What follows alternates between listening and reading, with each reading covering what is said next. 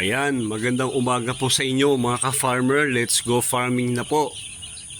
Pang-anim na araw na po ng ating mga alagang sisiw. Medyo may timbang na po sila. Nakaka-occupy na po sila ng space. Kaya kailangan bukas makapaglipat na tayo. Yung kalahati po nila, yung kalahating bilang po nila ay ililipat mo na po dito. Dalawang layer din po ang gagawin ko. Si-set up po yan.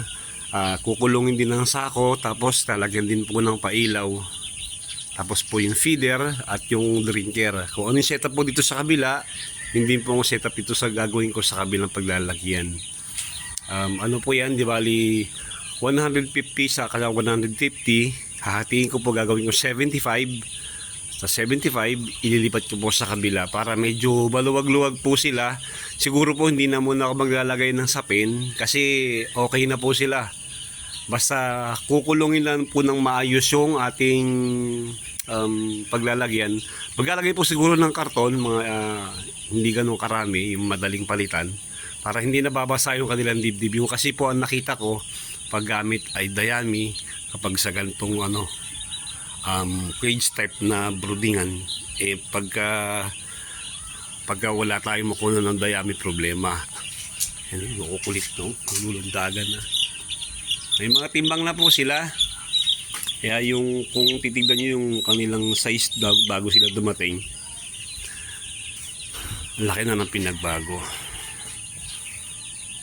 Painit muna po tayo para medyo tipid sa ilaw. Kahapon po nung bandang tanghali pinatay ko po yung ilaw kasi napakainit. At kita ko yung loob ay nagmo-moist talaga. Siguro nagawa ng dumi nila, para silang malalagkit. Kaya binuksan ko para yung pasok po ng hangin ay maganda. Mainit naman po yung panahon kaya binuksan ko siya. Okay naman po. Yung huling mortality po ay 3 days ago. Ngayon po wala na ako nakikitang mortality. Okay naman po. Pero merong iba na medyo nakatayo na tulog. Ibig sabihin nun, ano po yun, medyo may sakit po yun. Kaya naman po yung banata ng ng mga vitamins at supplement. Huwag lang po talaga yung medyo malala. Kaya po pong habulin yan. At hindi naman po sila marami pati. Kaunti lang naman sila.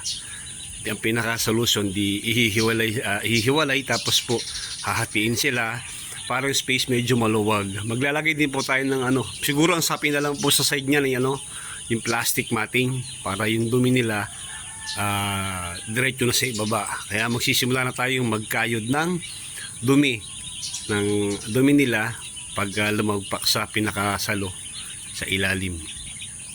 May nagtanong po ano po ba yung design ng ating kulungan, kung ito ba medyo matakos sa langaw. So far magwa 1 week na po, wala pa lang po halos akong langaw na nakikita, unlike sa yung dati kong paraan ng pagbobrooding. Okay naman po. Basta wag lang pong may istaka ng dumi sa ilalim at yung feeds po ay nababasa, yun talaga malakas sumatak po ng langaw yun. Kaya kapag di ang linis po niyan ay umaga at hapon. Yan po yun lang naman, mga 20 days lang naman tsatsagain na natin para meron tayong pang harvest after mga 3 weeks mula ngayon. Tanong po na 300 kasya po dito. Sabi ko nga po sa kanya, sa ating ka-farmer na nag-comment, aaralin pa po natin. Pero yung mga nakita ko pong kasi, yung mga cage type na ganito, yung sukat nila ay 2 feet lang, tapos ang haba ay isang largo o 8 feet. Kumakasya po sa kanya yung 80 heads, yung isang tindig na 4 ang layer. Tapos po ang sukat po dito ay mas maliit pa. Kaya po ginawa ko, medyo dinadagan pa ng isang 1 feet pa kada kulungan para may dagdag pa tayong dagdag pa tayong pwedeng ilagay. Hindi ko lang alam kung yung ganung size ay yung paglapad na yun ay may epekto sa pagpasok ng hangin, kaya titignan pa rin natin kung ano po yung magiging resulta ng ating ginawang pagpapalaki. Pero pag gantong summer naman po, ang hangin po dito sa Quezon ay malakas din.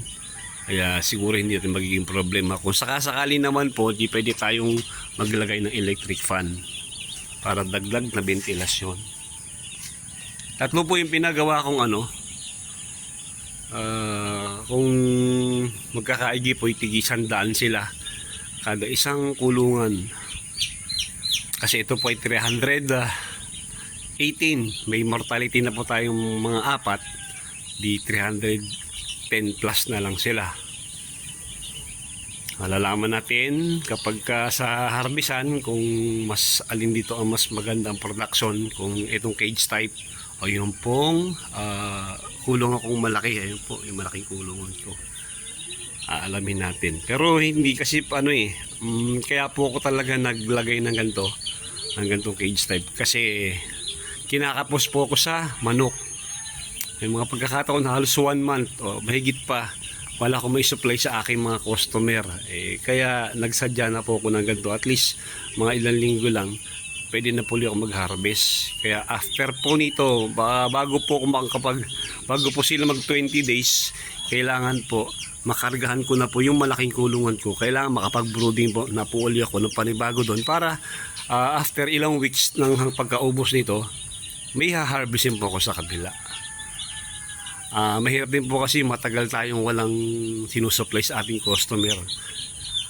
Ang mga customer po kung saan sila may makukuha, siyempre doon sila, kasi hanap buhay po yun Pag wala silang na-supply na manok sa kanilang mga customer, di mahirapan din po sila. Kaya hahanap tayo ng paraan para yung pagpuproduce natin ng dressed chicken ay magtuloy-tuloy. Dito naman po sa lugar natin, ang capacity naman po ng kahit mga 1,000 kaya po yan, 1,000 heads. Basta tama lang po yung pag-aalaga, hindi magpuproduce ng langaw. Hindi naman kayo ireklamo ng inyong mga kapitbahay, basta backyard farming lang kayo. Kailangan din po kasi ng mga manok ng proper ventilation para mas mabilis sila lumaki. Kaya kailangan maihiwalay na sila. Kasi pabis na po ang paglaki ng mga yan. Makukulit na. Compare nyo nung dumating sila, mga bubuit pa. Ngayon, nalalaki na. Ang patuka ka po sa kanila hanggang ngayon ay chick booster pa. Nakaisang sako pa lang naman po sila mahigit sa 5 days. Pero ang kasagsagan po kasi niyan, mga pang 10 days. 10 days hanggang pa-harvest na po. Isa naabot pero pagka mo 300 heads lang, hindi naman gano'ng karami. Ang batay po sa aking experience sa pag-aalaga ng 45 days, ang 100 heads po nila, ang computation ko, umubos po sila ng 5 hanggang 6 na sako sa 100 heads. Ito po ay 300 heads. Ilagay nyo lang sa times 5. 300 kada 100 ay let's say 15 sako po ang uubusin nito na feeds hanggang sa ma-harvest sila. Pero meron po kung yung inalagaan ko po last time, itong huling harvest ko, nagulat po ako, napakababa ko, konti lang halos yung kinain nila, pero yung kanilang paglaki ay napakabilis, pati po yung pagtimbang nila ay ganda. Kaya medyo maganda-ganda po yung tinubo natin doon. Sana po dito sa cage type, kasi alam ko mas madali magpabigat dito. Sana dito ganoon din ang mangyari. At ang panahon naman ay halos kapareho din nung pagpapalaki ko nung nakaraang batch ng mga sisiw. Kaya hopefully hindi ganoon karami yung maubos nilang feeds para maganda-ganda po yung tubuin natin. Ano po yung mga ginawa natin nakaraan, yun din uli ang gagawin natin. Kumbaga pattern na natin yun para kung yung production nyo last time na marami, ganun din na mangyari sa batch na to para mas malaki yung ating kitain. Ganun lang naman po, kung sa kayo kumita na maganda sa paraan na ginawa niyo, tandaan nyo lang o ulit-ulitin nyo lang po yun para kung ano yung kumbaga mag-aano na lang yan, kung depende sa panahon, depende sa klase ng sisiw. Pero pag gano'n na meron na kayong pamamaraan o kumbaga susundan, mas malapit na po kayo sa katotohanan na kumita na maganda-ganda sa pag-aalaga ng 45 days. Hindi po, 3 weeks from now ay sana ay makapag-harvest na tayo para meron na ulit tayong pambili ng pakain ng manok at pang karga doon sa kabilang malaking kulungan. Ito po, ang kuha ko po dito ay parang 33 pesos per head. Kada isang sisiw. 33. Sa 100 po ay 3,300. Sa 300 po ay 9,900. Kulang-kulang po 10,000 yung 300 heads.